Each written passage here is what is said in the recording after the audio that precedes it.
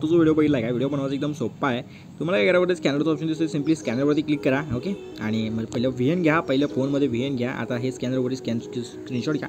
तुम्हाला मी worry scanner दाखवतो, त्याचं स्क्रीनशॉट घ्या किंवा मटेरियलमध्ये तुम्हाला हा स्कॅनर भेटून जाईल, या विषयाने त्या बाबतीत. ओके, आणि ह्याला स्कॅन करा. ठीक आहे, अशा पद्धतीने दिसेल. स्कॅन केल्यानंतर खाली यूज टेम्पलेटचं ऑप्शन आहे, सिम्पली यूज टेम्पलेटवरती क्लिक करा. ठीक आहे, आणि मटेरियलमध्ये तुमचा फोटो घ्या. तुमचा व्हिडिओ जो तयार होतो बघू शकता अशा पद्धतीने.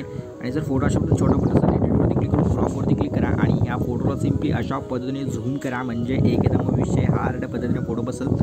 आणि काय जास्त वर गेला तर ह्याला खालीसुद्धा घ्या. ह्याची काय इज्जत थोडी करायची, पण एवढी पण नाही. ओके, बघू शकताय. बस आता एवढं झालं तर एक्सपोर्टच्या बटनवरती क्लिक करा आणि 1080 करा आणि एक्सपोर्टच्या बटनवरती क्लिक करून ठेवला, एक्सपोर्ट करून टाका. चला भेटू पुढच्या नवीन व्हिडिओमध्ये. काळजी घ्या, टेक केअर, बाय.